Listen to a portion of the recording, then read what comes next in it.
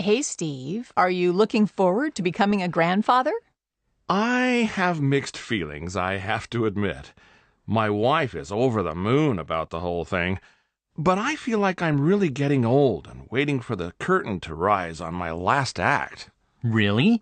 I'm surprised to hear you feel that way. Aren't you excited about reliving your parenting experience? Well, my older friends tell me that grandparenting is a whole different ballgame from parenting. They say that becoming a grandparent for the first time is like going back to a foreign country that you visited when you were young, only to find that everything's changed. That's a very apt metaphor. Life is full of experiences like that, isn't it? Indeed it is. My wife has enrolled us in a grandparenting class at a local children's hospital. She did that after our son helpfully suggested that she and I needed a refresher course in baby care. Whatever will they think of next? Grandparenting classes are all the rage now. They're usually offered by hospitals and senior centers. Their popularity shows how much more engaged in their grandchildren's lives today's grandparents are compared with previous generations. I've been reading about these grandparenting classes. The consensus seems to be that the best ones are taught by registered nurses who are certified childbirth educators. There's a wide range of curriculums, but they usually cover the latest best practices in maternal and newborn care. That sounds great. I agree. When did the class get started? The Children's Hospital began offering monthly grandparenting classes about a year ago, after staff got an increasing number of inquiries from expecting parents attending childbirth classes there. Were they hoping to share the load of raising their little ones with Grandpa and Grandma? That's one way of putting it, I suppose. It makes sense to take advantage of the skills and wisdom that grandparents-to-be have. That's how I was raised back in Japan. My grandmothers helped my mom a lot when my siblings and I were young. Seeing so many young couples who live far away from their parents makes me realize how lucky I was. You certainly were, Shota. At the first class for new grandparents that I attended, the instructor gave us a very important tip. She said that while it's great we newbie grandparents are eager to help bear the load of bringing up baby, we should try to be diplomatic and not offer unsolicited advice. Yes, diplomacy is definitely the order of the day in a situation like that. A couple I know said their parents have an opinion about every little thing when it comes to how their precious grandchild should be raised. They mean well, but the endless stream of helpful hints isn't really appreciated. Yes, I'm constantly reminded at the class not to judge my children's parenting style and to bite my tongue, unless they ask for my advice. And even then, the best policy is to go easy on the advice.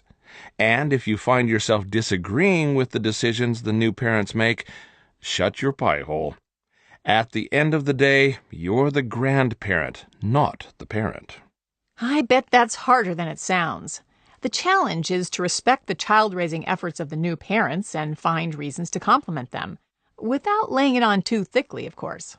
Yes, a certain degree of humility is certainly in order.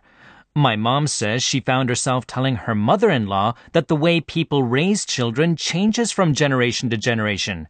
Apparently, that didn't go down too well.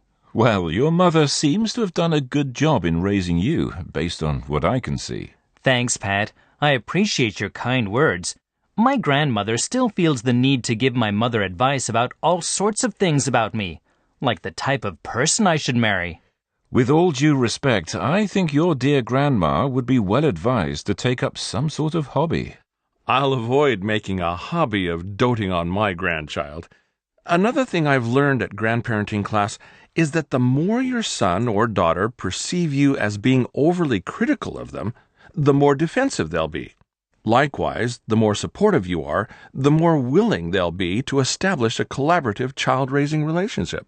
One good piece of advice for new grandparents is not to be too pushy. I know it can be hard for some people, but you've got to resist the urge to insist on seeing your grandchildren all the time. You're much better advised to let your kids, and later on your grandkids, come to you. Interesting.